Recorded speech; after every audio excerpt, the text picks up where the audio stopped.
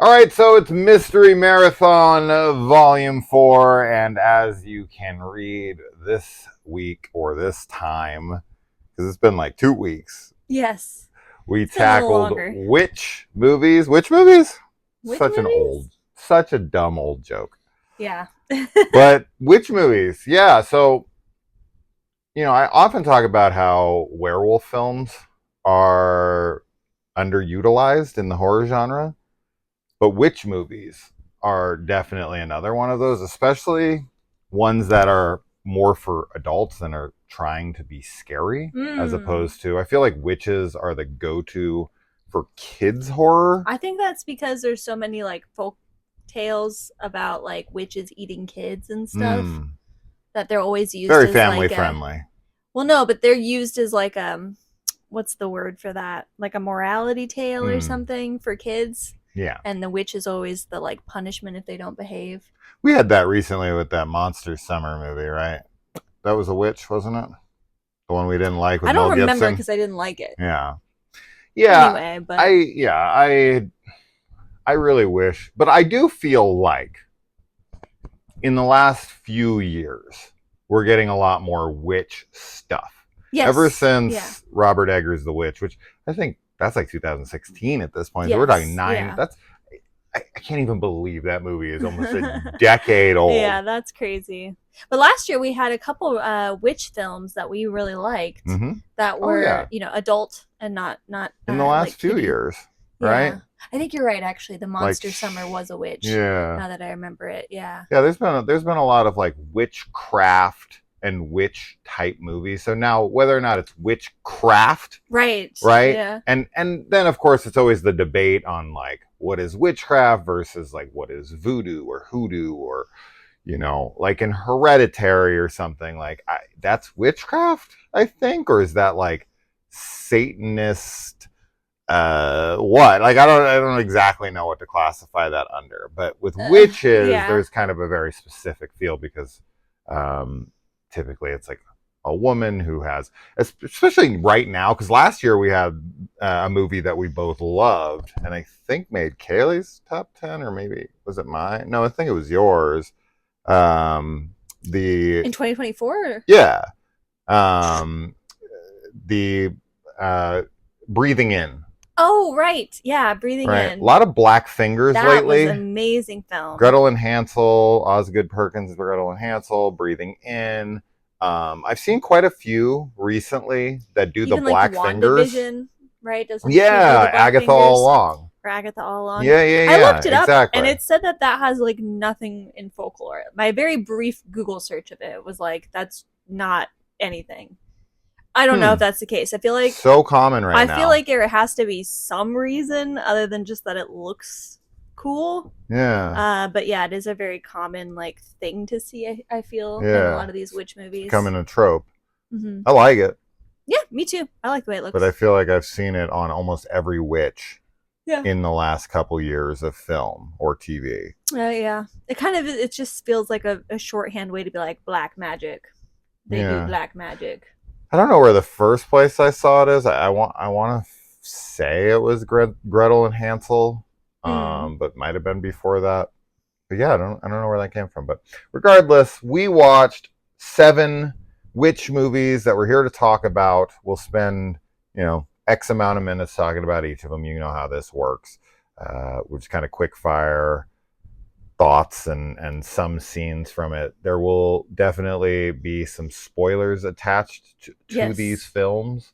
We won't go too hard on those, but we do need to talk about the movie. So just be warned, and you're not going to know what they are until we bring them up. This is a mystery. Yeah. So that's the mystery part. You might be able to see it's witches in the title, but what film? Which film? Which film?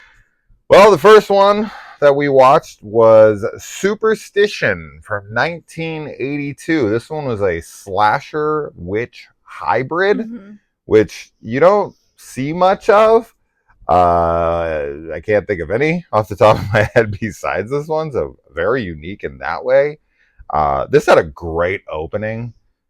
There's these kids who, it's kind of like a subversion of expectations where these two kids are kids. It's from the 80s, so they're like 40. But they're like teens that are making out in a car, and you think something's sneaking up on them and is going to, they're going to be the cold open. And instead, they get pranked. And the two guys that prank them are the ones who end up getting killed. Yeah. One dude's like cut in half. The other one's dude's head's cut off and like thrown in a microwave. Yeah, that was pretty wild. There's a visual cue here that kind of sets up. It's like a foreshadowing thing where the microwave comes on for whatever random reason and kind of becomes this bright spot in the middle of the room. And then, like, I don't know, however many minutes later, his head is in there and it lights up as the guy comes into the room. So that was really a really cool payoff. Music is good. So the opening of this is like classic 80s awesomeness. Like, I loved the opening. Then we got into the rest of the film, and I did like it, but I felt that the characters were flat. Other than that, I pretty much liked everything else about it. I just wish that this had stronger characters, and some nudity wouldn't hurt. But it was, yeah, it's a pretty good 80s slasher that has a really strong opening. Yeah, I think the opening is probably one of the best parts of the film. Honestly, I did like it as well, but and I agree with what you said about like the characters feeling flat, but I was also kind of like confused about the characters and what was happening at times. I don't know if I just wasn't paying attention that well or if it wasn't expositionally given to me that much. Clear. But like there's a house, that's being renovated, and I don't know, I got very confused about like who was doing the renovation and then the people moving into it. It ends up being that like they're renovating it for a pastor and his family. Like it's, I guess, supposed to be like a parish, although I don't think there's a church nearby. It's not that they're renovating it for him. They're not renovating it for him, but he moves in. So there's a house that is like abandoned and it's on the church's property. People are getting killed. Things are happening there, and it's become like this dark spot in the town. And so the church is they came to be see over, like, you got to knock this thing down, you got to do something with it. And there's like this new minister or whatever the hell these guys are, who's supposed to take over it, and then they start renovating it, and then a pastor kind of takes over the property with his wife and like 3 kids. Okay, yeah. But it is hard to follow because there's this like woman who you think is a witch who's living on the property, and then her son is like the caretaker, and he's this mute guy who they suspect was doing the murdering, and so they're like chasing him around, and he's like living in the floorboards. And so there's kind of a lot going on. But that's not even, they literally don't, like, they're total red herrings for the movie, because the real thing is that there's a witch that was executed in the past. Yeah. And she's coming back to get her vengeance on anyone who comes around her property. Yeah. Yeah. I like all the witch stuff. I feel like the other parts were kind of convoluted and, as I said, confusing. Yeah. The ending is also actually pretty strong on this too. There's some really good like supernatural kind of like sequences happening with like the mom getting thrown around and some crazy stuff going on within the house that like it is a witch, but it's like it feels very like poltergeist-y in a way. So I enjoyed all that stuff at the end, and it has a really dark ending too. It does.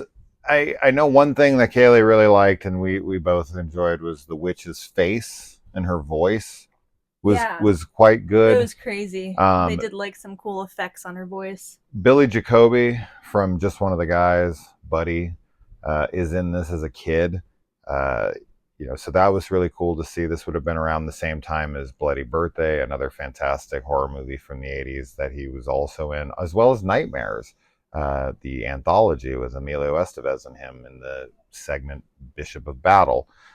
So Billy Jacoby was actually making quite a few horror movies at this point, because I think Nightmares is 81, this is 82, and Bloody Birthday is around that same area. So he was really hitting a lot of the horror scene at that point.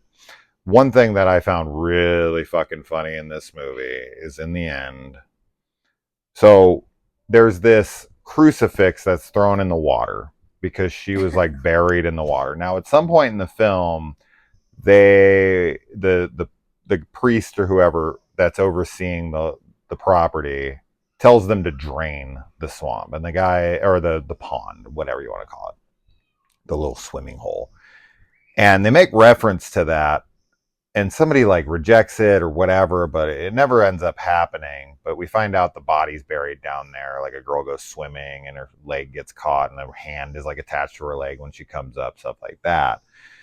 And there's a crucifix in there that they bring out of the water. And then, the old lady Hackmore from Ernest Scared Stupid is there. And she's like, no, it's not really her, but that's what it was reminding me of.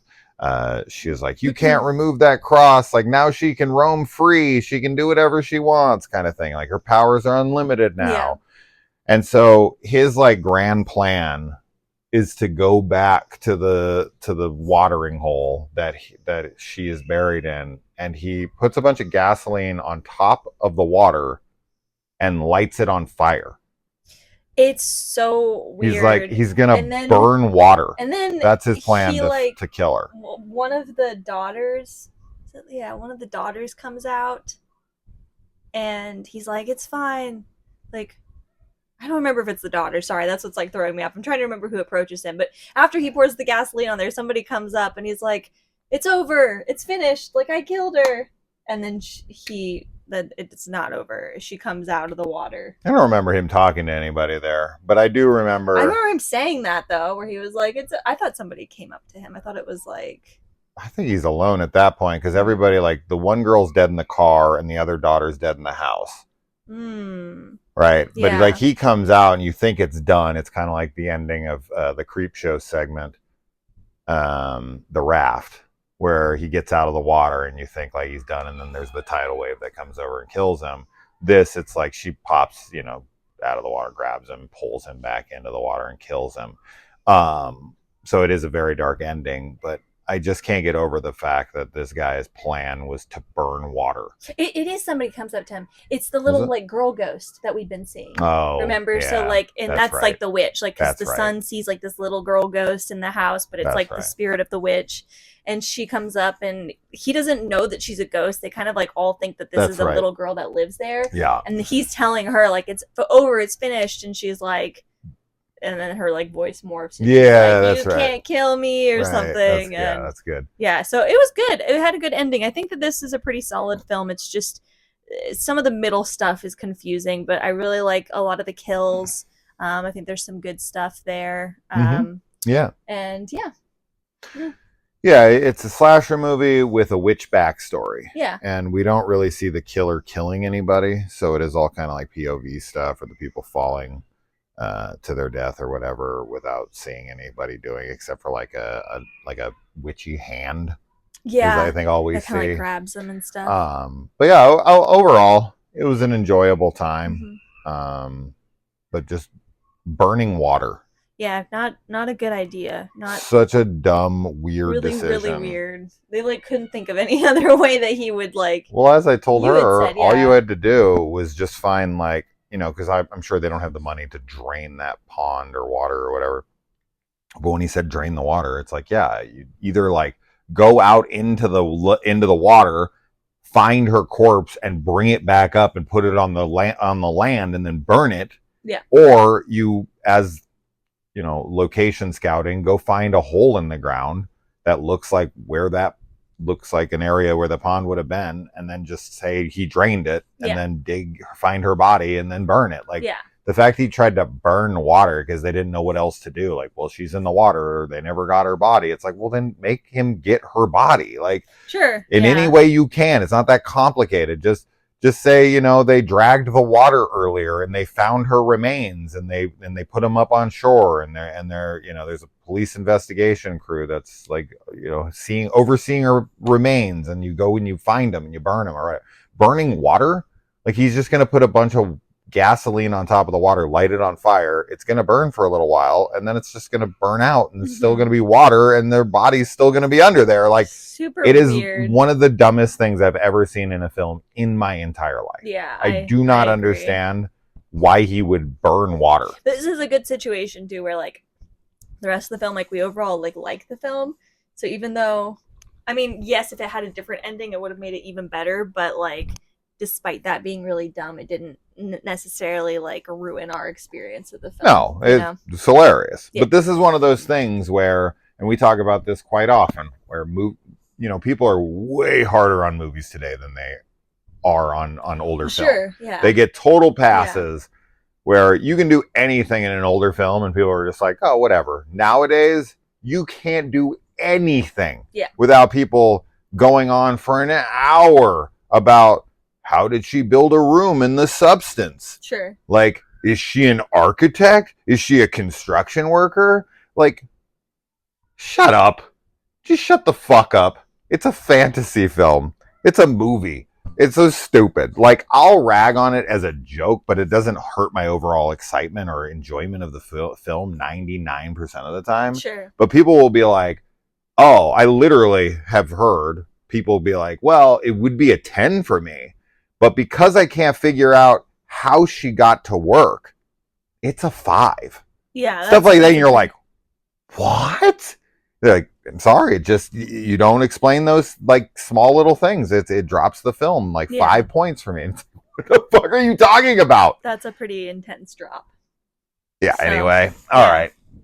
Moving on to the next movie, we followed this up with 1960s Mario Bava film Black Sunday. This movie is also known as The Mask of Satan, which is a very apt title for it because the literal opening is like this witch who's, you think she's gonna be like burned at the stake because she's like tied up, but instead they bring out this metal mask that has spikes in it that's like an Iron Maiden but just for your face. Yeah.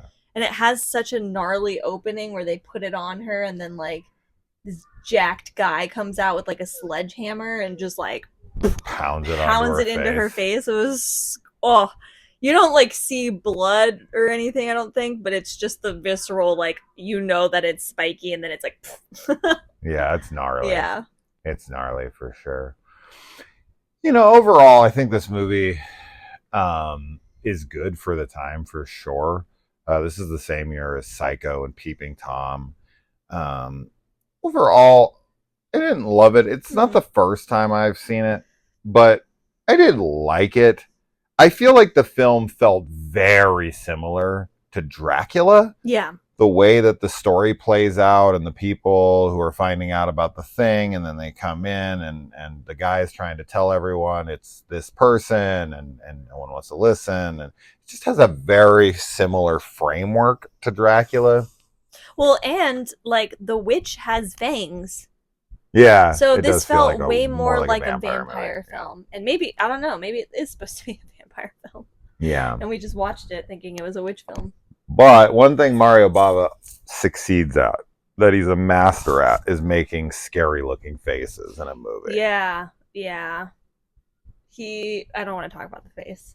I don't want to talk about the face from, Black Sabbath. We're not talking about that face. Yeah. This one also has a really great, memorable looking face in it as well. It's like her henchman guy or something. I don't really know what he is, but he's also like killed the same time that the witch is, and they both get resurrected. It's actually really funny because like these guys, these two doctors are traveling around and they have a cab driver and they convince him to go through the forest because it's quicker, and the guy doesn't want to go there because it's haunted and stuff, and they pass by the crypt where the witch was like buried. Yeah. And they're all, both of the doctors, like the older one is like all fascinated by it, and he's like, yeah, you see this cross, and like there's a window in the casket so that like, look at the cross, so that the cross, like her being able to see the cross is like supposed to prevent her from getting out and leaving. Yeah, because there's like a glass plate over her face as opposed to like wood or the casket. It's like open for her to see the cross. I thought that was cool, but then the witch, being a witch, still has powers, so she like makes this bat attack the guy, and he just totally breaks the cross in the process of like trying to fight the rat or the bat off, Yeah. which is funny. And And then so he bleeds he get resurrected. Yeah, and on her. or she gets resurrected. Yeah. The movie Um, also, for me, I know it's not presented this way at all, but I definitely went into tinfoil hat theory moment at the end when, she's given back her body. hmm. And it's like, but did she get her body back? Right? Like, is it still the witch or is it her? And it's convincing us, like, oh, she's back. Because it tries to go for, like, the happy ending. And this Yeah, girl's her again. But I don't know. I Like, liked our version. it does not at all insinuate that it may be or may not be. It very much feels like a conclusion that no, the witch is gone and dead. Yeah. But that's the trick. She even fooled us. Yeah, because the whole thing with this is that like her ancestors, like there's people that they look like her, and like literally like the leading lady, it is that actress. Yeah. It's her. Yeah. So she's a doppelganger, and the witch is trying to steal her youth and her body essentially, and they are like they end up capturing the witch and going to burn her alive, while the young one is all like shriveled and old. And I do like what we had said, where like at the last second the witch is able to like switch bodies with the young, like the one that's not being burned. Yeah. And the one that's the other person is burned instead. I think that's a darker ending. Yeah. So I like that. But as you said, it's not that's not an explicit ending or anything. That's just our interpretation. If the movie was made today, it would 100% have that ending. Yeah. Or at least hint at it. But back then, they were just going for a much lighter, like, no, they defeated they vanquished the foe. Right. But maybe we just have nowadays brain. Maybe. But yeah. I liked it, though. I like this movie. I liked it. I like the vibe of it. It's very gothic. It does very much, like, my biggest critique is just that it feels more like a vampire film than anything else. Yeah. So, yeah. Doesn't feel like a witch movie almost at all. So, all right, next up, we have I don't know what year this is from. I can't even remember what country. I think this is Spanish. Oh, and this is a Poison for the Fairies. Yes. This is maybe the 70s or 80s. But anyway, yeah, Poison for the Fairies. I went on Google and was Googling, like, underrated witch movies, whatever. And I was trying to find some ones that I'd never heard of, never seen. I wanted to watch some new things to both you and I. Yeah. And so far, I mean, let's see. I had never seen Superstition. I had seen Black Sabbath. I had not seen this. I think I had not seen the next one, but I couldn't remember. The next one for sure I'd never seen.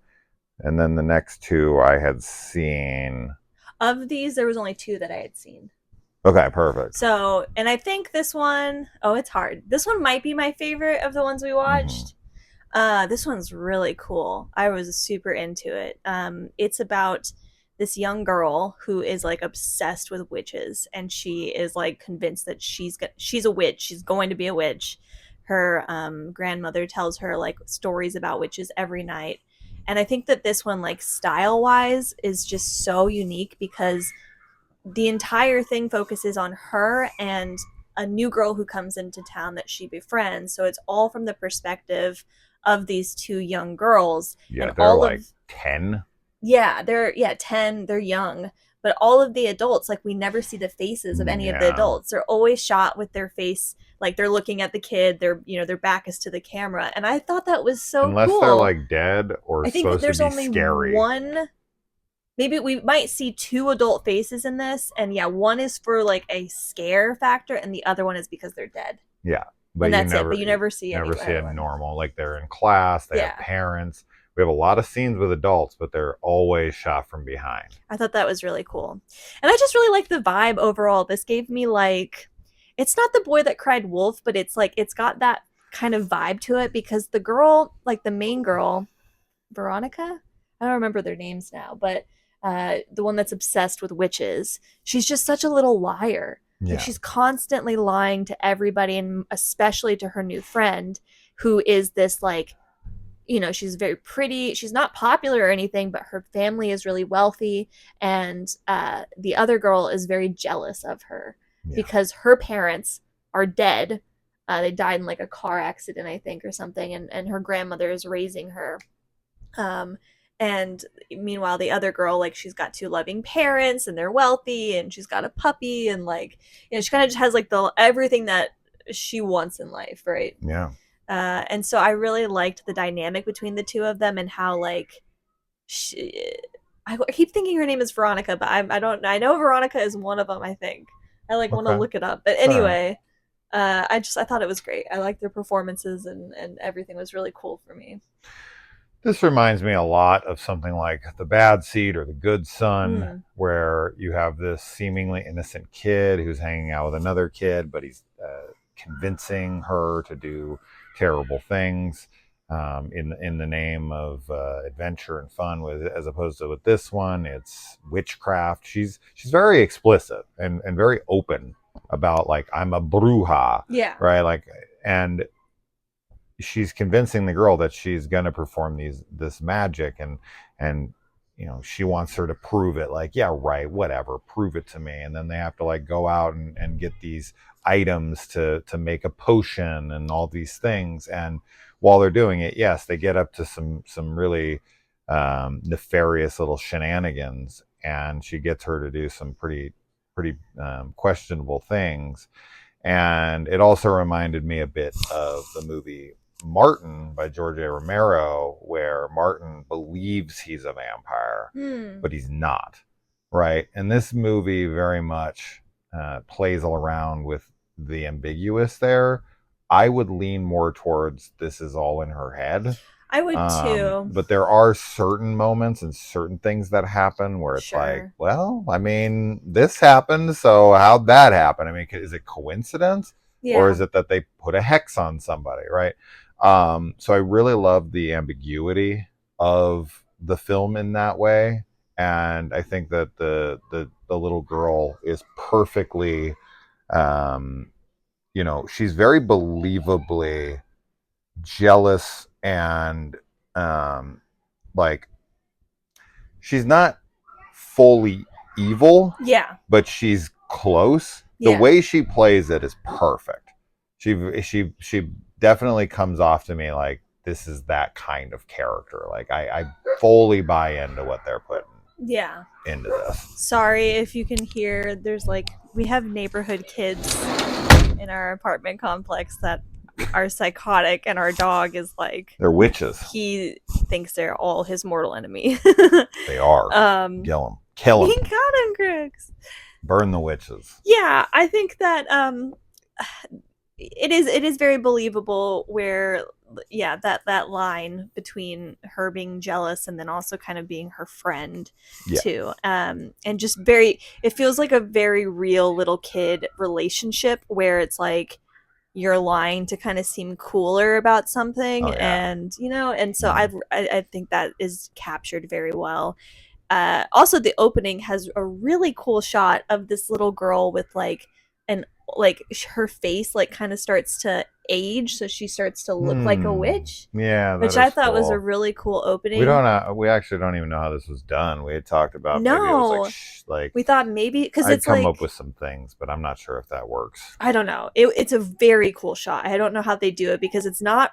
It looks like a time lapse, but it also doesn't, because like her face literally does not move. Yeah. You can't tell at all if it's a time lapse. I think it happens at one other point in the movie as well, like in the middle. And then the ending is fantastic. The ending is really dark. The ending and is perfect. so dark and perfect. Yeah. So I think this one is wonderful. It is pretty ambiguous about whether or not there's actual witchcraft going on. As you said, there might be one or two things that you're like, how did that happen? But overall, I mean, it feels, if anything, I mean, you could argue either way. You could argue it's all in their heads, or maybe there's some reality happening. So, which is perfect. Yeah, really perfect. Great film. If you haven't seen it, we didn't give away. We'll keep the ending maybe. Yeah. So you can watch it if you haven't seen it yet. But it's wonderful. Yeah, definitely one that you should track down. Yeah. I don't remember. I think it's on Shudder. I think this is the one that was on Shudder. But yeah, so highly recommended. It is older. It is Spanish, so it's subtitled. But it's a really cool movie, and I'm glad that we watched it. Me too. All right, next up, we've got Jack Nicholson, Cher, Susan Sarandon, Michelle Pfeiffer, and this is The Witches of Eastwick. Yeah. I was also trying not only to just watch a bunch of movies that we'd never seen, but also a plethora of like different variety, Yeah, I like think you did completely a good different job. tones of Yeah. styles of film. Yeah, I think this one is probably the of all the like mystery marathons we've done so far, this has the most like eclectic like of all the films feel very different from each other. Yeah. I had never seen this movie before, and it was one I'd always wanted to see. So I'm really happy we watched it, and I thought this one was wonderful. It's a super fun movie, very very. Is it 90s or 80s? I actually was gonna say it's very 90s, but then I'm like, it actually maybe it's 80s. I like the It's vibe somewhere of it. right between the Wherever it two. is, the 80s 90s feel that's going on, I'm super into it. And Jack Nicholson is just insane. He's just a crazy man that people like to film in their movies. Yeah, I mean, I feel like he's cast here just because of how insane he can I play do too. things. Because, you know, the three women in this, right, like, are kind of in their heyday, especially Michelle Pfeiffer, who's like, Oh my god, she's she's like like the 29, cutest. Yeah. something like that, and they're all kind of like they're witches, right, and Yes. they don't really know it, but Yeah. they kind of do, and they're They, playing around with their powers by yeah. being like, well, we make things happen, and things happen when we all get together, and so they kind of try to conjure up a man. I love um the opening because yeah, they don't. I don't think they really know. Like they're just good friends, but then like they have an incident at this school rally yeah, where this. I don't know if he's the. I think he's the principal or something. something Anyway, like like that. none of them want to be there, and they all make it rain so that the that it ends and they can leave. And like after that, then they're talking about how like they all want a man. Like they all are like they want a dude, and so they just like daydream about it, but they conjure him up, which is really cool. Yeah, and they all kind of piece together their own version of a man. Yeah. So it's like this melding pot of ideas, and what comes out of it is Jack Nicholson. But it's just kind of funny to me because I feel like he does not embody the things that they're asking for. No, but Um, like it's interesting because he still gets with all of them. Like he's well, that's still just writing. well, no, That's just I know that's convenience the for the writing, writing. but I mean like okay, like he's kind of like a demon, right? Yeah, Like he's not really Satan, he's a but he's like seductress, he's a a demon. Like he says that he's like a seductor. horny little devil, Yeah, right? yeah, He's some like I don't know, he's a demon. yes, And somehow he's able to embody and charm each of the women based on like what it is that they're looking for, and like he knows how to like seduce each one of yeah, them. And even though like they ask for this like handsome man, and I do not think Jack Nicholson is a like he's not like a handsome guy, but it kind of is perfect that he's like this creep in a way because he is this little demon that yeah, like is getting like, and they're all gorgeous in this, like they're so beautiful each one of them. yeah, And they all have, as you had said, it's like the different hair colors, like the brunette, the blonde, and the redhead. yeah. It's just kind of like I don't know, they're all perfect, and then he comes along and somehow is able to like get into a relationship with all of them at the same time. And I was not expecting that. Like I didn't really know what this movie was about, but then when they're just like all in a relation, like a polygamous relationship, I was like, I didn't expect that going in. I definitely did not expect that. I thought that they were going They're to fighting over start him. fighting over him, and I like that they end up No, like they kind kind of like of. band together I to like that take him they're all down. together though, Yeah, like in the relationship, and that I mean they do fight. It's not like they're perfect or anything, but when they're all like happy and stuff together, they're like sharing him. I do wonder if this was an inspiration for Hocus Pocus, Yeah, just because the of coloring. the hair color Yeah. and the Sanderson sisters, and I don't know, and Michelle Pfeiffer being the blonde, who's like the cute young one, and then whatever. Um, anyway, yeah, I mean it reminded me a lot of the same style as like Death Becomes Her with Hmm. Bruce Willis. So that's another one that's Goldie Hawn and Meryl Streep. Yeah, Is I that? know Meryl Streep is in it. I've Yeah, never seen that one either, it's been a but I long know time. I Meryl saw when it Streep's in came it. out. Yeah. That's one I'd love to rewatch as well. Mm. But that's the vibe it was giving me for sure.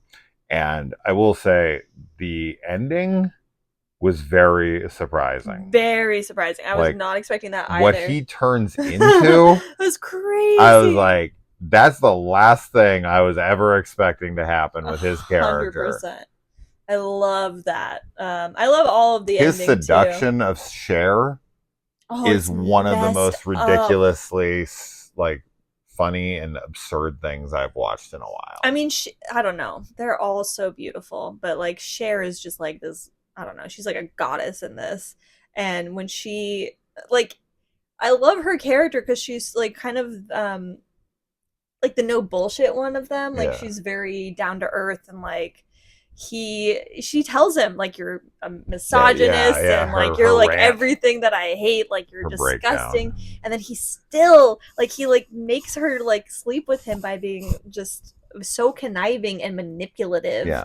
And it's awful because you're like, no, like when he gets on the bed and he's like like he's gross. Yeah. He's so gross. And she's looking at him like I would never I do like, this yeah, to I like you. that she sees right through it and tells him to his face like how repulsive he is. And Yeah. he still is. But then she Yeah. still does it because he knows like she wants to like break away from her like being trapped in this mundane routine and Yeah. like her doing this like even if she thinks it's disgusting is like breaking that It's a cycle. reprieve. Yeah. And then obviously with Susan Sarandon, it's all like music and everything. Oh yeah. And that was great. That was a really good scene of him just like encouraging the passion in her and she's like all crazy and like they're having sex while she's like basically having sex basically, Yeah. while she's playing. And then Michelle Pfeiffer's character, she's just like I'm gonna get pregnant. Like I'm really fertile because she has like 8 kids So already. many kids. Like her husband literally leaves her Yeah. because she has too many kids, which is like Every time you have sex with her, she gets pregnant. very funny. And then the poor like woman that owns or is like the wife of the Oh guy that yeah. owns the newspaper that like can tell. It's funny to me though because like she's so against them and Jack Nicholson's character but like they're not doing anything to the town. Nothing Like at the thing all. that they're most upset about is that he buys this like old Estate, house, yeah. yeah, that was you know a landmark or something, a historical landmark, and that all of the I don't remember what birds, snowy egrets or something. Like there's birds that go to the grounds during a certain time of year, and they're acting like the birds can't still go there. But I really don't understand why she's so against it. But it's really I think she just feels that he's like a demon Yeah. because I mean yeah she obviously ends up like getting killed by her husband, which is funny. Yeah, it's pretty surprising. This movie was directed by George Miller for Mad Max. Such random stuff that he directed throughout his career. He would do stuff like this and Babe, Pig in the City, and then go do Mad Max and whatnot. So he's definitely an eclectic director. And then John Williams did the score for this one. So a lot of heavy hitters were called in to do this Yeah. film, and it was pretty popular when it came out. And I don't feel like I hear anybody talk about this movie as much anymore. But I mean, there's what 6 trillion films on I Earth. know. How can ever? People always say, I don't feel like anybody talks about this movie anymore. It's like So many because movies. Yeah. literally Always, like 50,000 films have yeah. come out since that movie was released. Yeah, it's hard. What do you expect It's hard people to to be say. like every single fucking day Right. talking about every movie they've ever seen? It's just that's not how things work. Yeah. Right? Now with Yeah. certain films, right, like Halloween, it's like no one ever shuts the fuck up about it ever. So yeah, there's the flip side of that too, where Right. you would get annoyed. Imagine if everybody talked about Witches of Eastwick every day, every fucking forum you went I mean, into. for Was people like, that are, Witches of Eastwick. you know, if it's your favorite movie, I get it though, right? Like you want to talk about it. I think this is a rad film though. I'm really happy we watched it and I finally saw it, and it's very memorable. Very like I will never forget it. Especially Jack Nicholson at the end and how he has 3 babies. Yeah. And he is trying to talk to them. Yeah. So. All right, next up, we've got a movie called Valerie and Her Week of Wonders. This is the art house movie of the bunch. What's funny about this movie is that we were watching a copy that had on a specific audio track. Yeah. And we were watching it, and the first 20 minutes of the movie, we were like, oh, so this is going to be that kind of movie that's really artsy and doesn't have any dialogue, and it just has a soundtrack over it. And because the characters were talking, we saw their mouths moving and everything, and there was no words coming out, and we were like, okay, so we're just supposed to like infer for ourselves like what they're saying. Is that like part of the art? Is that part of like, the dissection of the film after, like, oh, what do you think was this about? Whatever. And then I don't know, I think it was about 15 some odd minutes in, I was starting to think, because we had watched the movie Coda a few years back. Oh my gosh, this was like the worst thing ever. They're doing sign language in the movie for like probably 70% of the dialogue, 60 freaking percent of the dialogue. And we were like, I guess this is an artistic choice because the other characters wouldn't know what they're saying, so we're supposed to be in the dark about it. Yeah. And then we found out that the subtitles were off, but I don't know why subtitles would even be an option, because unless you're somebody who's ASL, then you would never know them. So unless you're with somebody who literally knows American Sign Language, then it was like very. I don't know why. But so anyway, I was like 15 minutes into this film, and I started Googling. Like I was looking at reviews just to see like anybody like saying like, oh, because in the reviews it'll say, oh, movie without dialogue or movie whatever. And I read like 10 different reviews in a row while like kind of looking back and forth and being like, no, someone would have mentioned it by now. Yeah. So then I went into the audio tracks and found a different audio track. And not only was there language, but the score oh my gosh, was completely different. So I don't know what that audio track was, but it was nothing to do with this film. Wild. It fit the film weirdly. It did. I actually liked it, but it's a totally different vibe. It was like guitar, and stuff, like, but the other one is nothing like that at all. No, I don't know what the fuck that was. I'm glad we figured that out. So we had to rewind it to the beginning, start the whole movie over. We missed so much context. Like there was literally so much that happened. We had to rewind and that were said, so 100%. We had to. Yeah. But this movie was like so visually like gorgeous. Just it feels like a dream. There's such like saturation and in the colors, and everything is just very magical and fairy tale like, and the design of all the characters and the costumes, and like the witch that's in this and everything. It's art house as it very gets. Art house, very cool, very, very unique film, like nothing that we watched at all. Yeah, and the movie is about you can interpret the film however you want, kind of thing, but really what's going on here is this movie is about a girl's first period, right? And the fact that it's like her week of wonders. I don't know why anyone would label a first period a week of wonders. I've never had one personally, but I've heard they're not pleasant, obviously. And so a week of wonders is an odd way to frame a woman's like, because it very much hints at like this now is like her coming from being a child to being a woman. Right. It's her womanhood. She's blossoming, and there is some sexuality to the movie as well. Now, something, of course, you can discuss, and this is going to be a hot topic, especially in 2025 when everyone tries to cancel everything from the past and is like, this movie's problematic and whatever. It's hard to defend the other side nowadays, right? Because you do have a 14-year-old actress in the movie who, gets naked quite a few times in the film. Now, she's not having sex and she's not like overly sexualized. No, but it's much more there is a artsy scene that is like a sex scene between her and another woman. It's nothing Oh, like you right. don't Yeah. see anything There's a really, lesbian but one. like they Yeah. kiss and like it's heavily implied that that happens. At least that's what I took from it. Maybe not. Yeah, it's really hard. I don't know how I feel about it. Like we talked about Yeah. this afterwards, and I'm like, I don't know, because like I don't want to see naked children at all. Yeah.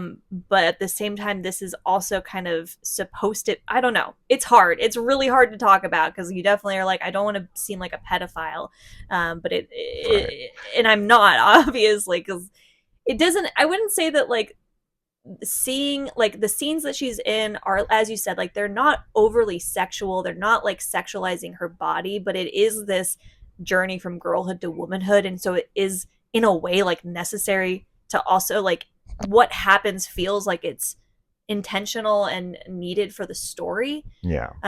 It's weird though, you know, like I don't know, it's hard to talk about. I really It don't know is where I hard to talk stand about. on it, so I guess we don't really need to touch on it much, but it is good to know going in, because if you you know, don't want to see that, obviously, then you should avoid the film. But That's a weird way to word it because it's like anyone's gonna be like, well, if I watch the movie now I'm saying I want to see that. no, I I don't know what mean you're that, saying. because it's like I don't want to see a So 14-year-old naked. it's But interesting. When I was in high school, we sat down in class in like ninth grade. Yeah, I was in ninth grade, and we had to get parents' permission to watch a movie. I don't really even know why we needed to watch this movie. I think I was in English, and we watched, I want to say it was Blue Lagoon. It wasn't with Brooke Return Shields, to Blue Lagoon, I don't think, but you know, there's nudity in it. And it's like, you know, two kids get trapped on an island together, and it's like them finding, you know, yeah, their sexual awakening by themselves. They don't really know what to do. No one's around to show them, whatever. Um, and so yeah, there's like a scene where the girl's like swimming out in the open water, and you can see everything, boobs, everything. And she, I mean, that actress, I think she was a it's Brooke teenager. I think she Shields, was right? like 14 or I 15 feel years like I've old. seen like some video of her being like, because that's the case where like their parents are saying it's okay for you to be naked in a movie, you know, Well, like I had told you, you know, with Keira Keira Knightley, Knightley. Yeah, you know, her parents signed off on her showing her tits in the movie The Hole when yeah, she was 15 years old. She like flashes some yeah, guy her tits, and she's, you know, she's 15, like as yeah. the actual actress is 15 years old. So I don't really know what the law is for that, because you would think in America's, because I don't know if The Hole was an American film. Maybe they have different laws other places. Like in America, if you put a under 18-year-old girl in a movie, because like, okay, for instance, look at Friday the 13th, right? So in Friday the 13th Part Two, um, I'm blanking on her name at the moment. Sandy. Oh, right. Sandy Yeah, lied about her age to yeah, get into the movie. They shot a topless scene with her, yeah, and then they found out right before they released the movie yeah, that she had lied about her age. She was 17. yeah. And so they cut the scene from the film. So that was seen as child Right. pornography. Yeah. That's an American film for sure. Yeah. So now in The Hole and in Valerie and Her Week of Wonders, Oh, because sure. maybe they were in, you know, the UK or somewhere else, Well, yeah, they have Valerie. different laws. Yeah. What did I say? No, I was Valerie gonna and say Her. that. I Yeah, mean, that one for sure is not an American film. yeah. I don't know what the laws would be to it. Do I have a problem with it being in here? No, I do think it fits the film, but once again, it's hard to defend, especially as a man, because it makes me sound like a pedophile for being like, no, I think the movie, I think, you know, underage nudity should be in the movie. It's not that. It's I don't know. I don't see it as a perverse thing in the I was film. gonna say, I'll say this, that like, could you have shot it without that? Yes. You definitely could have still had like, because some of the scenes, it's just her without her top on, like it's just her boobs, and you're like, you don't really need to see those. But on the other hand, I think it's also very valid that like everybody, when you're going through puberty, like when you're growing up, like you have like those kinds of like sexual awakenings and experiences where you're like seeing your body in a different way. Yeah. And so I think that's a valid thing for art to address and like want to explore. But the problem always comes when you have people who are like into it in a different way, right? Like, because you don't want to see. Sure, plus there's You like don't want to 30, see 40-year-old adults that men are on the other yes, side of the camera that are right. like, all right, now take off your Well, top. and then that's the other aspect is that Although, anytime you have. I think this was maybe directed by a woman. I don't know. Well, see, and I mean, like, but anytime you have young women or just young people in general that are like getting naked on camera, like that can also lead to other things that you maybe don't want them to go to. So I think it's a really complicated subject. Another piece of context here too is that this movie had 1,500 actresses that auditioned for this role, and they were aware, from what I would understand, they were aware that their daughter was, required to show nudity at, and they wanted an actress at the proper age of the film. So 1,500 parents at least were like, that's fine. I know.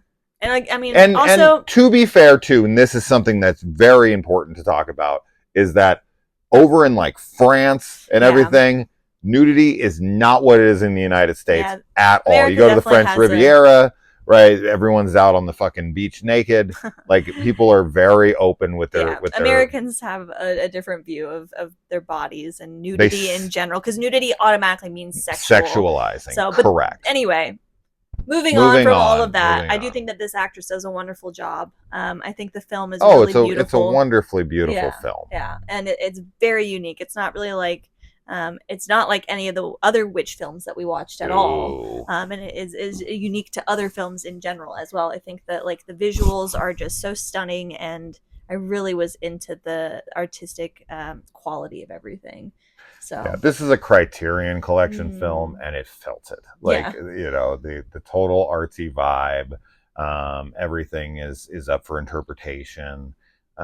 We spent 90% of this talking about like, should you show child nudity in films or not? Which is, as I said, like when we had talked about this, I told Kayla when I was sitting there, I was like, I don't know how to even approach this topic without pissing someone off and make it seem like I'm advocating for like child pornography. As a disclaimer, we are against child pornography.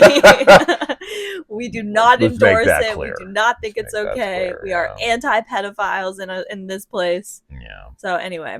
But if you haven't seen this film, it is, I think, one that you should check out. There's like a vampire in this movie that looks like Barlow from Salem's Lot. And I mean, all I wrote down was this is an allegory for the desire and loss of your virginity. And everyone in this movie tries to kiss and fuck Valerie. Everyone is trying to kiss her. Like, even her father. Yeah.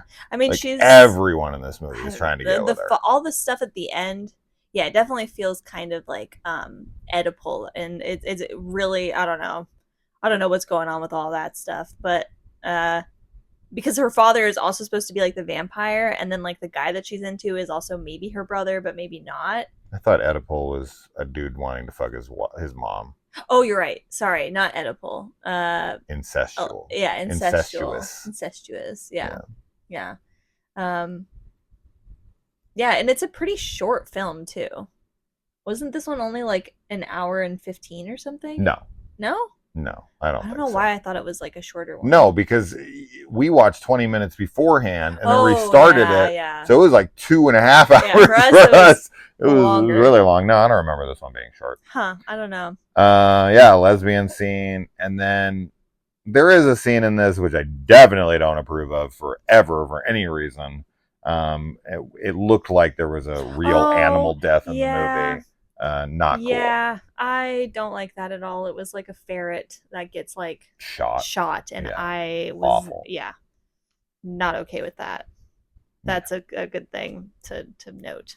Yeah, I was starting to watch this like 45-minute discussion from this woman who was like, this is my favorite film of all time, and she was just gushing over it. All the comments were positive, and I didn't see any comments about her Yeah. nudity in the movie, which is weird. I would think that there, especially from a woman, that she would. I didn't get to watch the whole video, so I don't know if she addresses it or not. I'm assuming that she does, but very. You can tell this is someone who like loves art house films and is just going on and on about how this is like the greatest movie ever made and blah blah blah. So anyway, all right. Next up, the most obvious movie that we watched is The Craft. Yes. This is one I showed my kids, even though this is rated R. Yeah. I had not seen it since I was in high school. Maybe a little past high school, maybe in my early 20s. So it'd been a long while. But I had always remembered like this movie is not R rated. Like this feels very PG-13. It still feels very PG-13. I don't know why this is R. I think that there is some like sexual It's the slitting of the wrists, probably. And also the suicide aspect that's pretty explicitly addressed in this. But there's some sexual kind of like innuendos that happen. Are you kidding me? Do you know how many things we watch that are PG-13? Watch Ace Ventura when the girl gives him a fucking blowjob that he has to hold on to the top of the thing, and he's like, she's sucking his dick so hard he's running. No, come on. PG-13 is littered. Every time we put on a PG-13 comedy from the 90s, oh my god, the level of sexuality in those is crazy. Those would be ours now, I feel. We just watched 50 First Dates, and there was like, I feel like a few things in there. Oh, sure. Because it's Adam Sandler. But yeah, this is like a classic movie, obviously. Yes. This is just like so the cult iconic. Classic of cult classics for young alt girls. Oh my god, everyone is like, the amount of times I see people like dressing up as Nancy in this.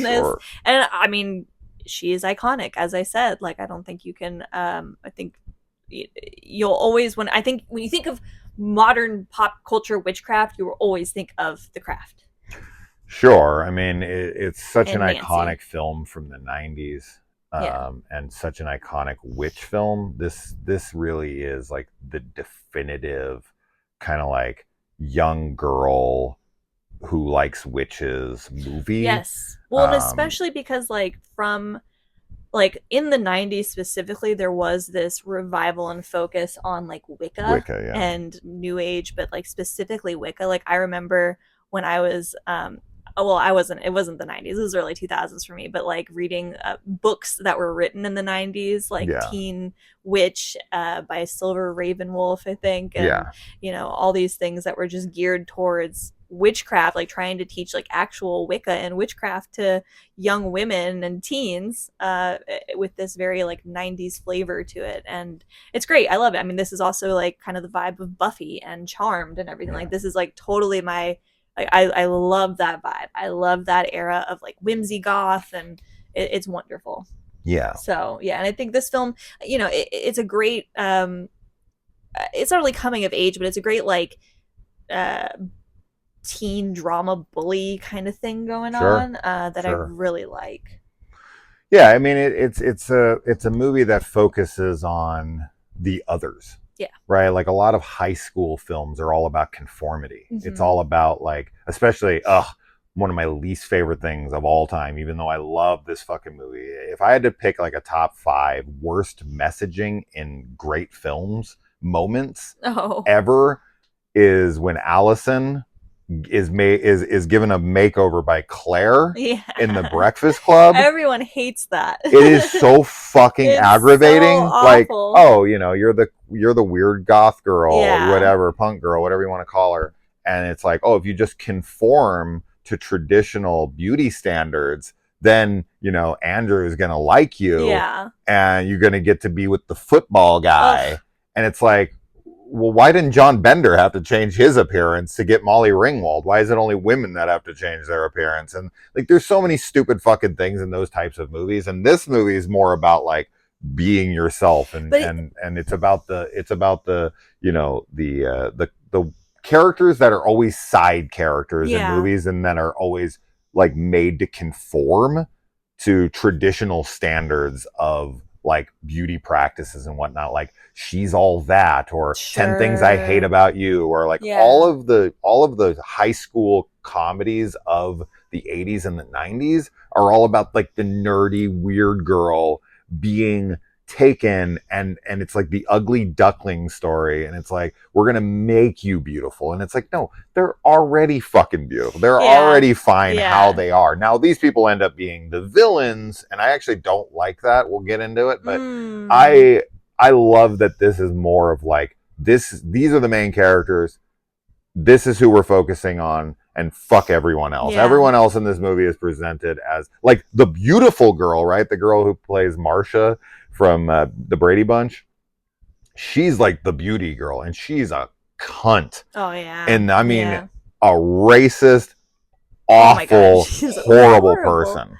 Yeah, this is more of like, to me, like a careful what you wish for kind of thing, Yeah. or a like kind of absolute power corrupts absolutely type of deal. Because you have all these characters who, obviously, all have things that they want to change in their life, rightfully so. Like, of course, they want to change it. But it's kind of, maybe it's the way that the power is channeled, like through Nancy and everything, but it ends up everything kind of goes wrong. Oh yeah. For all of them, and I like that. We did talk a little bit about, like, in the ending, how the two girls are kind of like, they're still bad, like they're still villainous, and that is, I don't really like that either, I because don't it like feels how like fast they flip and like turn heel in this movie. Yeah, I agree. But I mean, overall though, like, the battle here is really between Nancy and Sarah. Yeah. And kind of the dark and the light, because Nancy's just so angry at the world. Sure. And you understand why, like when you see her home life and everything, and the fact that she's like kind of seen as, by Skeet Ulrich's character, like he sleeps with her like when he wants to or whatever, and just doesn't otherwise, like, makes fun of her, and she's just treated so poorly at school and at home, and she wants to take power back and take control, and that makes sense, but she does it from such an angry place that things just go bad. Yeah. Lots of notes here. So obviously, like, Robin Tunney at the time was also making Empire Records. Awesome film. Yes. Just showed Kaylee recently. Yeah. She was getting ready for her expanding day. Yeah. She had shaved her head, and so she's clearly wearing a wig throughout this movie. Yeah. Now, as far as Fairuza Balk goes, this, I mean, I don't know any dude who is in my scene or that grew up at this time and who is like more of like an alternative guy that didn't have a thing for Fairuza Balk, especially Nancy in The Craft was like kind of prime Fairuza. There's plenty of other Fairuza movies. I grew up at, like, obviously Drew Barrymore was my big crush of my high school years. And then I saw Nancy. I saw Fairuza Balk, which was such a shock because, I grew up on Return to Oz. Sure. And her as little Dorothy, she's such a cute little, girl in there. This is actually kind of reminds me of Taylor Momsen, right? Oh yeah. From being a little Cindy Lou Who, and now she's like all like rocker goth chick. Yeah. It's kind of a similar thing happened here with Fairuza, who I think is an actual Wiccan. So you were saying, like, she was like super into this stuff. She's very into, like, because I've watched videos of her, like with her candles and her books and all that stuff. Yeah. But yeah, she was like a sexual awakening for me. Because Drew is like Drew had her bad side when she was doing like Mad Love. Much more she's like getting up on David Letterman's desk and showing her tits. But typically in movies, she played like the cutesy good girl. I was gonna say she's kind of the more like Fairuza typical, like, was like showed me a different side of women that I wanted. When I think of Drew Barrymore, I think of very like I don't want to say normie, but like kind of is what it feels like. Not normie, but like just kind of typical cutie, like, girl from, like, movies and stuff. That's not her persona at all while she was like outside of the camera. Off camera she was a wild thing. She was doing cocaine and drinking booze and shit when she was like a child. Now she has a talk show and also sells like home goods from Walmart. Yeah. We have a tea kettle from her brand. We do. I think Fairuza, like, she is just she's gorgeous in this. Her eyes are so insane. Like she has some of the most wild looking eyeballs I feel like I've ever seen. Yeah. And you know, it is so striking with the when she's so pale and her eyes are just like this piercing light blue, And and her mouth is massive, yeah, and just very expressive. Like yeah, everything when she's like jealous, like you don't even exist to me, like all yeah. of that is just so good because she is so crazy in this. Yes. But you're right, like there's this attractiveness to her too, because you're just like you just kind of want her to like stomp on you or something. The slow-mo scene of them in the hallway. And Oh yeah, when she's she's like got walking her hard down. nipples, and Yeah, that yeah. is like one of the sexier scenes She's great in film for me. Yeah. And then we've also got Nev Campbell and Rachel True Yeah. are the other two. Yeah. Rachel True, I don't know if I remember her in much else, but she's good in this. I think she's really good in this. I feel like her character gets the least exploration. Yeah. 100%. And I also feel like, so whenever she starts to see that the spell's gone wrong, like when when all her hair is falling out and she's just like you know, freaking out. Yeah, she feels and then, bad. Yeah, you can tell that she feels like remorse for it, but then literally the next scene is her being like, yeah. So yeah. I feel like that's not fair because I understand like Nev Campbell's character is like the beauty vain. Goes to her head. Yeah. So that makes sense. But yeah, so, you know, some of that stuff is a little like wonky, I guess. I agree. For the characters. And there doesn't seem to be any kind of like, it doesn't feel like a natural character arc. And it honestly doesn't really have much of like a satisfying conclusion to their characters. They don't really seem to learn anything from it. They're still bitches after she lets them go, and Nancy's put away in an asylum and everything. Yeah. So I don't really care for how they are when they turn around. Like probably doesn't have any powers left anyways. Like they're not remorseful at all. Right. And I don't know, from where the characters go to where the characters were and where they end up, just the arc feels kind of all over the place for me, and I don't like it. I think it's kind of written more for just the scene where they want to show that she still has powers and she's still powerful and she can like make I get it and I see like the purpose of the scene. I just think as a character thing, it doesn't really work. And also to note here, Nev Campbell and Skeet Ulrich are in this together, and this movie came out in 1996. Yeah. Just like Scream. This was their year. This was their year to be in two movies together. Skeet Ulrich is way better looking in Scream. Oh my god. We both hated his hair in this. So he must be wearing a wig in Scream, but it doesn't look like it. I don't know. His maybe they cut up, maybe so Scream was filmed before this? Maybe. Because his hair is too short in this to have grown it out as long as it is in Scream. It just fits him so much better, and I don't know. Maybe I just like Billy Loomis better as a character. Well, he's much better looking. I mean, he looks I think the appeal of Skeet Ulrich in Scream is that he looks kind of like a knockoff Johnny Depp. Definitely. Right? Very similar. Yeah, it really highlights his Johnny Deppness for sure. And in this, he has like short, kind of curly-ish hair, and it does not work. I also feel like, I mean, this one, you know, he's not supposed to be like the focus of the film, but obviously in Scream, we get a lot more of his acting ability. Well, he kind of is the focus of the film because they're fighting over him. I know. Like, that's kind of the whole. But he's kind of like, because he gets like dumb, like love struck. Yeah. Where he's just sort of like following her around and like doesn't really, like he doesn't have much, like he has the beginning when he's a dick. Which is awful, but there's just not much range in this. Whereas in Scream, I feel like you get so much more from him. Like you get him trying to be the loving boyfriend, and then you get him as the psycho killer, and like all of that is just psycho. Great, yeah. So we're watching Scream Queens at the moment. Yeah, and, not the Emma Roberts show, which is fucking great, by the way. Emma Roberts show is hilarious, but it was canceled way too soon. But no, there was a competition show for actresses to be in Saw 6 and 7. That's really good and funny and ridiculous. I'm showing it to my kids right now. We're having a good time with it. Okay, that's that for The Craft. Obviously we could do such a long review of The Craft, break down every single scene, but who's got time for that? We're not us. We're going to move on to our final film, The Witches. Yay! The Roald Dahl adaptation, which did get a more recent adaptation with Anne Hathaway. Yeah. We did plan on watching that, but we kind of ran out of time. I had probably 20 more witch films lined up Yeah, for yeah. us. So we're gonna absolutely have to do a part 2 or even 3 We for will. witches, because there's so many that I have not covered on the channel that I had in this queue of things that I had made.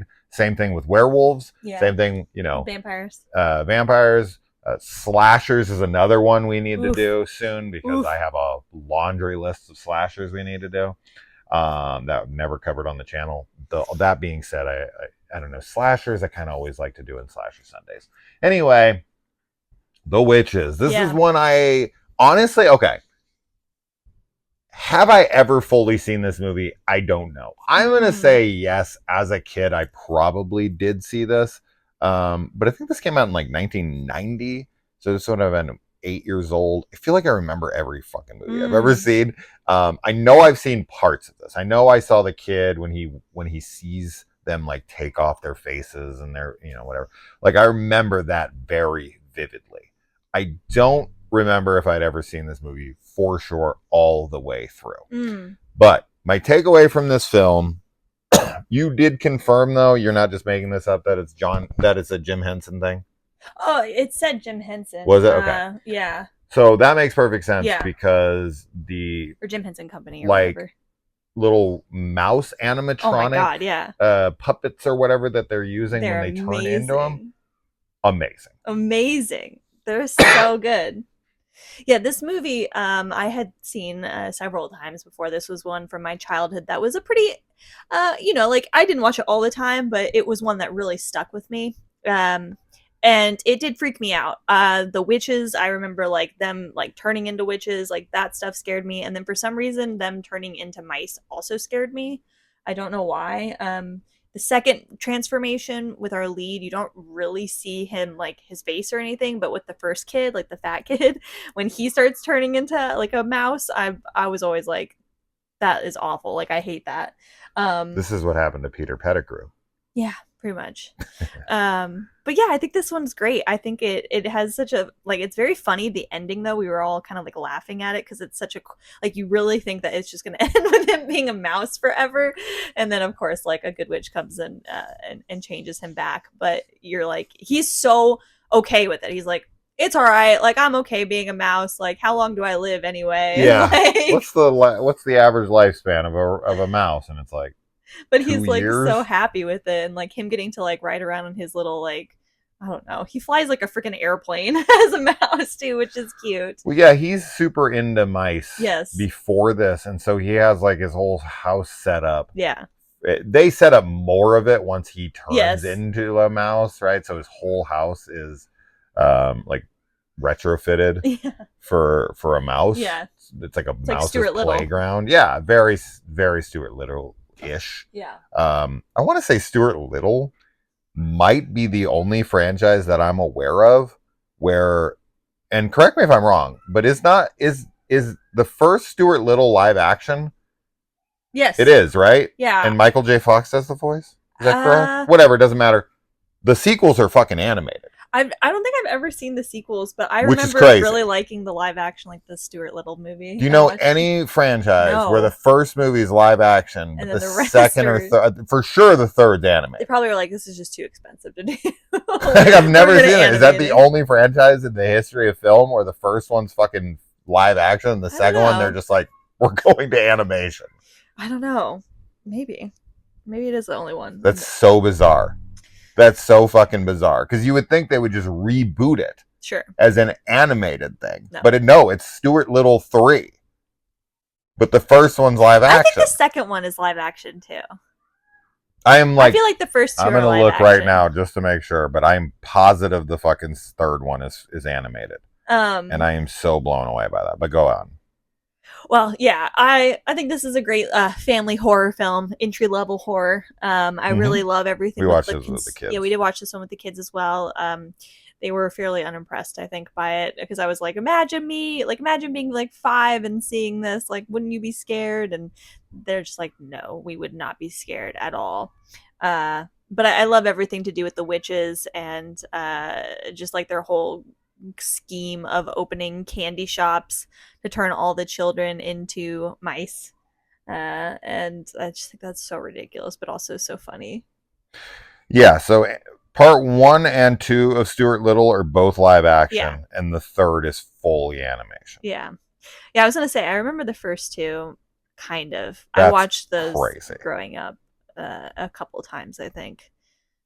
Um, yeah, And Michael J. Fox does the voice for it, even in the animated one. So interesting. that's super interesting. But the animation style in this film is cel shaded CGI, which closely represents the illustrations of the original book. But yeah, so weird. Yeah. Imagine going to see any of the movies that we watch, like Dune Messiah, And all of a sudden and it's animated. You'd be like, what? That would be so weird.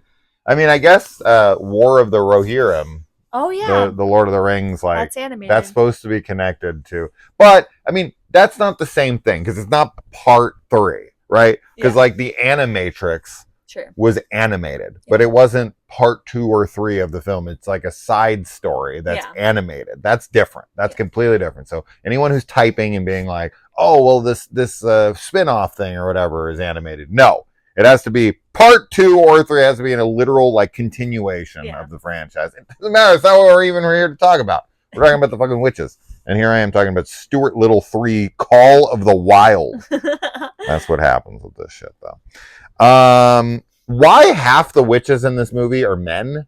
Oh yeah, we were laughing about that so You think much. this was just like either a humorous bit, or did they just not have enough actresses on the set, so they were just like threw men? And because witches are supposed to be like, I think it's supposed to ugly and be homely, yeah, and like so they just threw men in there instead and drag. wigs. Yeah, that's pretty. That's funny. what I think it was most likely, because we were They're like so having clearly a fun time men. in the audience, being like, I think that's a guy. I think that's a guy. I think that's a guy. Yeah. Yeah. Mr. Bean. Yeah, Mr. Bean is in this. Rowan Atkinson. And then Morticia Adams herself plays the main witch here. She's scary. She scared me a lot. I don't. As a kid. These disguises are ridiculous. I love how they can just take them on and off, and they have these big, huge, elongated noses that just pop out of their faces once they take their masks off. I'm glad that they didn't pull the mask off and then underneath was a nose like this. It actually like sprouted from their face, as opposed to like just being like they take it off and somehow her nose is this long now. There's some really cool effects. The makeup is really cool. The Grand Witch, obviously she's the only one that we see like fully unmasked. All the other witches just take their like wigs off, so we don't see their faces, but obviously that would be a lot to do. But the effects with her are fantastic. I mean, she's awful looking. She's so scary. This is not the only Roald Dahl thing I watched this week. I also watched the Wes Anderson Henry Sugar. Yeah, the Secret Life or something? The Secret Life of Pets. No, I don't remember. I would love to watch Wes Anderson films with you. I don't remember. It's one with Benedict Cumberbatch and Ben Kingsley. I watched it hilariously for anyone who wants to call me an idiot. And I was wondering the whole time while watching it, because it was labeled as 2023 and I was trying to figure it out. But then they re-released it as like a full thing with multiple other stories in 2024. So I thought maybe that's why it had happened. But I've been watching all the Academy Award nominated films, whether it's like Best Actor, Best Actress, Best Supporting, Best whatever. I've watched every single film that's nominated outside of shorts at this point. So now I was throwing on all of the shorts. I've watched most of those at this point. But what I had done is I had Googled what were the nominations for 2024. But because the Academy Awards don't happen until the next year, right? The 2023 Academy Awards are in 2024. Yeah. I looked that up and it gave me the animation list, or the short film list, and I watched the nominations. And I watched 2 of the films. On there of the 5, and then I went to look at another list to like, because I lost that one, like I exited out of that one, so I went back and then I looked at the list for the other 3, and one of those was 40 minutes long. That is a long short, the Henry Sugar one, and I was like, okay, cool. And then I went to look at the list again, and I found out that's the 2024 list, and the one I was watching from was the 2023 list. So I would like wasted my time. And one of them involved one of the most gnarly scenes I'd watched in a while, where a little girl is stabbed and thrown over a freaking, It was horrible. like, oh my God. So, and then the mom like throws herself over. It was horrible. Anyway, I thought that was really funny that I had watched 2 films to try to catch up on this stuff, and it was the wrong things. But at least I watched the ones from the previous year. Yeah. Yay. Yeah, so The Witches is fun. Very, very classic, like 90s kids horror. Yes. Which I love. Yeah, I do too. I love this kind of style. Yeah. They made really cool kids horror that was geared towards both kids and adults. Yeah. And I feel like we just don't get that as much anymore. I agree. We have Stranger Things, which is a perfect blend. Yeah. That works great for both adults and kids. Yeah. Not too young of kids, obviously. It's a little too much for them, but and it matures with its audience. Right, that's another thing, like Harry Potter, where in the first book it's super childish, and then by book 7, people are dying left, right, and center. Yeah. So I like when stories kind of evolve with their audience and age with them. But there's a lot of great, like, a lot of kids horror gets shit on by like adults who are trying to be cool now. Yeah. But I love great family-friendly horror movies. Oh yeah, me too. I think as gateway films, but even just I watch them on my own. I still love them. Oh yeah, me too. Yeah, I think they're wonderful. Entry-level horror is always important, and horror can come in all shapes and sizes too. Absolutely. So it's good to get lots of variety there. Yeah. So fun film. Not a bad one in the bunch. No, all of them were great. Definitely want to watch the new Witches when we do our part 2. Yeah, we should for sure. It'll be fun to compare it with the original. Yeah. Yeah. So suggestions for next time. I don't know what we're gonna do. Slashers. I'm not sure. I do like doing slasher Sundays, but we'll see. I do want to bring. If we do slashers, Sunday maybe back. We can release it as like a special episode of Slasher Sunday. Yeah, it's not a bad idea. So that's actually a good. We'll see when we do that. We might Crossover. Not do that next, but crossover mystery marathon Sunday. Mystery marathon Slasher Sunday. Yeah, that works. Well, we'll see. That's that. Hopefully this has been recording. Hopefully our audio took, because I'll be devastated. Yeah, we just sat here for a while. You guys would miss out on these gems. Yeah. This all the Stuart Little talk. All us pro child pornography. No, that's not what happened. All the Stuart Little talk. That I said on that'd be devastating. That was prime. Devastating. Yeah. Discussion on this channel. Yep. All right. Anything more? Nope. Yeah. All right. Well, we'll see you next time. Let us know what you think of the next one we should do. Yes, let us know. Yeah. All right. Bye. Bye.